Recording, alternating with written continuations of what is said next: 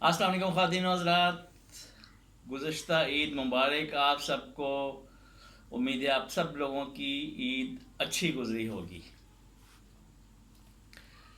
दुआ है कि अल्लाह ताला आपकी कुर्बानियाँ कबूल फरमाए। अच्छा, पिछली वीडियो बनाए हुए काफ़ी दिन हो गए, क्योंकि मैं क्या आप लोग भी ईद में मसरूफ़ होंगे तो उस वजह से कुछ टाइम नहीं मिल सका। बहरहाल पिछली वीडियो बनाई थी हमने प्रीमियम सेविंग्स, ये प्रीमियम प्राइस बॉन्ड्स के बारे में। प्रीमियम प्राइस बॉन्ड्स जो हैं वो होते हैं रजिस्टर्ड। आज हम बात करेंगे बेरर प्राइस बॉन्ड्स की। अब बेरर प्राइस बॉन्ड्स जो हैं, पहले जो प्रीमियम थे 40,000 25,000, वो भी बेरर ही होते थे। जो आजकल जो अब जो बेरर हैं वो हैं 100, 200, 750 और 1550 के। एक बात शुरू में इस तरह ये बता दूं कि जी बहुत से लोग कहते हैं कि जी नहीं, प्राइस बॉन्ड्स में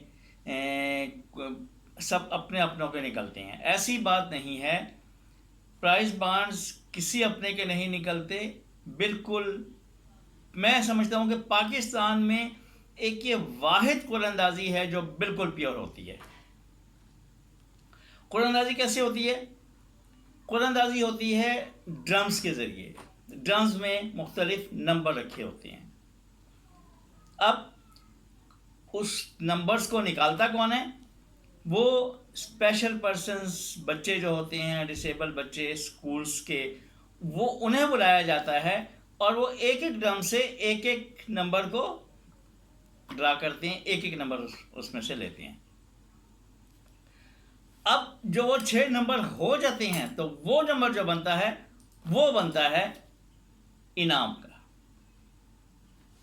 तो मसलन एक बच्चे ने 0 निकाला, एक ने 1 निकाला, एक ने 2, एक ने 3, एक ने 4, एक ने 5, तो इसी तरह उसका नंबर बनेगा 0 1 2 3 4 5। तो इसमें कोई ऐसी किस्म की बात नहीं है। ये थोड़ा सा जो जहन में है मैंने कहा वो वाजे कर दूं। अच्छा, अब इनके इनाम बताऊं कि इनाम कौन कौन से होते हैं। जो 100 वाला प्राइस बॉन्ड है उसका इनाम सबसे बड़ा 7 लाख का है। एक इनाम 7 लाख का। जो दूसरा इनाम है वो एक नहीं है बल्कि 3 हैं, 2 लाख के। 2-2 लाख के 3 इनामात। और जो थर्ड प्राइजेस हैं वो हैं 1199, 1199, 1199, वो 1,000 के हैं। अच्छा, एक बात यहाँ पे और वाजे कर दूं, जितने भी प्राइस बॉन्ड्स के जो ड्रा होते हैं फर्स्ट नंबर 1 होता है, लेकिन वो आपके लिए फर्स्ट नंबर 1 होता है लेकिन एक असल में होता नहीं है। उसकी वजह यह है कि जितनी सीरीज इशू हो रही हैं वो प्राइज उन सबको जाता है। एक आदमी को वो प्राइज नहीं मिलता, सबको मिलता है। मसलन मेरे पास ए सीरीज है, आपके पास बी है, किसी के पास सी है, तो इन तीनों सीरीज में वो एक नंबर वो लाजमी आएगा और वो तीनों को मिलेगा। तो ये बात ज़हन नशीन कर लें कि भाई वो ऐसे नहीं है, वो काफ़ी उसके इनामात होते हैं। जितनी सीरीज इशू हो गई हैं उतने ही इनामात हैं। अब जो हमने 1199 की बात की है तो वो भी 1199 नहीं है, बल्कि वो हर सीरीज में मुख्तलिफ सबको मिलेंगे। अच्छा, अब आते हैं 200 रुपये। 100, 200, 750, 1500, तो अब 200। 200 में जो सबसे बड़ा इनाम है वो है 7,50,000। 100 में 7 लाख था। एक और बात बता दूं कि जो 100 वाले बॉन्ड थे इसको स्टूडेंट प्राइस बॉन्ड्स का नाम दिया गया था। स्टूडेंट प्राइस बॉन्ड के नाम से ही हैं ये। उसमें 7 लाख था और इसमें 7,50,000 पहला इनाम। दूसरा इनाम उसी तरह 2 इनामात, दूसरा इनाम 3 इनामात हैं। दूसरे प्राइज में भी 3 इनामात हैं, वो हैं 2,50,50,000 के 3 इनामात एक सीरीज में। 7,50,000, फिर उसके बाद 2,50,000, फिर जो तीसरा इनाम है वो है 1,250 रुपये, यानी 1,250, 1,250 थर्ड प्राइज है। और ये है 2,394 इनामात हैं एक सीरीज के 1250 के हिसाब से। फिर आते हैं 750 की तरफ। जो 750 रुपये का प्राइज बांड है उसका पहला इनाम 15 लाख। पहला इनाम 15 लाख, एक सीरीज में एक इनाम। सेकंड इनाम उसी तरह उसके भी 3 हैं। जो सेकंड इनाम है 3 इनामात 5-5 लाख के 3 इनामात होंगे। और तीसरा इनाम जो है वो है 9,300, और ये होंगे 1,696, यानी 1,696 इनामात होंगे 9,300 के। फिर आए 1,500 के प्राइस बांड की तरफ। 1,500 750 से चूंकि डबल है तो वहां 15 लाख था, यहां पर 30 लाख इनाम है। एक सीरीज में 30 लाख, बाकी जितनी सीरीज में है सबको 30-30 लाख मिलेगा पहला इनाम। दूसरा इनाम वही 3 प्राइजेस होंगे और वो होंगे 5-5 लाख के। तीसरा इनाम जो है इसमें है 18,500 का। ये वही हैं 1696, जितने 750 के हैं उतने ही इसके हैं। अच्छा, ये तो इनाम था। अब इनामी रकम जो आपको मिलेगी वो टैक्स से मुस्तस्ना नहीं है। टैक्स, विदहोल्डिंग टैक्स आप पे करेंगे। टैक्स का वही असूल है जो कि अगर आप फाइलर हैं तो 15% टैक्स देंगे, नॉन फाइलर हैं तो 30% टैक्स देंगे आप उसका। अब आते हैं कि इनकी कुरअंदाजी की तरफ कि कब कब होती हैं। देखें, कुरअंदाजी सब प्राइस बॉन्ड्स की 15th को होती है। 15 तारीख इनकी फिक्स है, 15 तारीख को कुरअंदाजी होगी। हाँ, अगर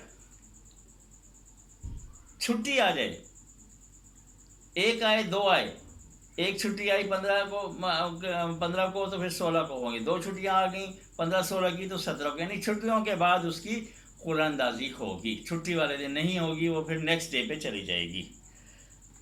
जो 750 के बांड हैं उनकी कुरअंदाजी होती है जनवरी में, 15 जनवरी को।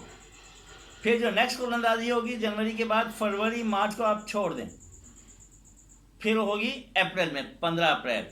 अप्रैल के बाद मई जून को छोड़ दें, फिर होगी जुलाई में 15 जुलाई को, यानी 15 जनवरी, 15 अप्रैल, 15 जुलाई और फिर आ जाता है 15 अक्टूबर।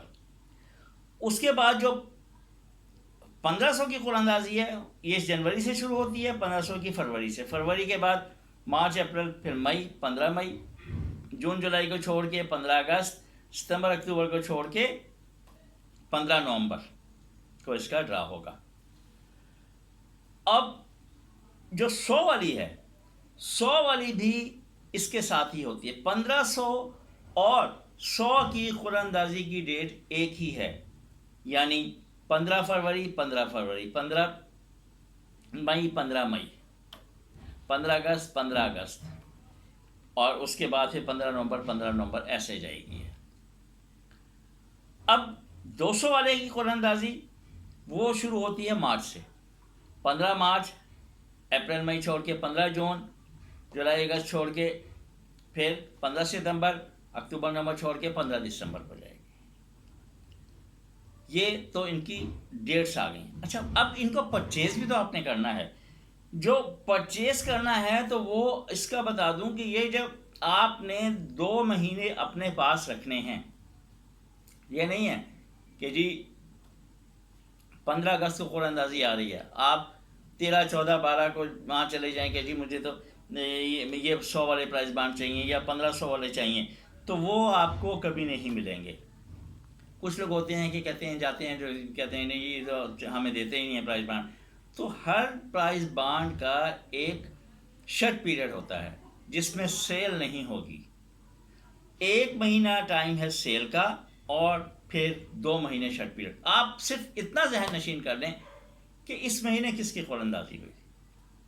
इस महीने जिसकी भी कुरानंदाजी होगी उसकी सेल शुरू हो जाएगी। मसलन अब 15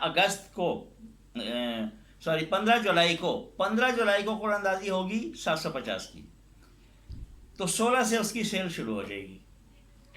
अब 16 जुलाई से लेकर 14 अगस्त तक, 14 अगस्त को छुट्टी होगी, 13 अगस्त तक उसकी सेल जारी रहेगी।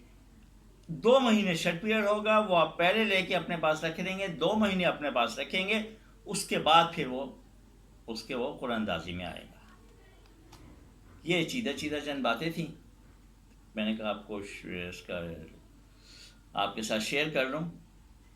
कुछ जो भी कुछ होती हैं जो जहन में बातें कि जी मसलन मैंने कहा कि वो नहीं होनी चाहिए, जो ये इसमें फेयर नहीं होती, या फिर ये है कि जब जाते हैं कहते हैं जी वो तो बैंक वाले देते ही नहीं प्राइस बांड। तो इसमें ये चीज़ है कि ये आपने देख लेना है, जिसकी कुरानंदाजी है उसी की सेल होगी। और हाँ, ये प्राइस बांड आप नेशनल सेविंग्स की किसी ब्रांच, कमर्शियल बैंक्स की किसी ब्रांच और स्टेट बैंक की किसी ब्रांच से भी कैश देकर ले सकते हैं।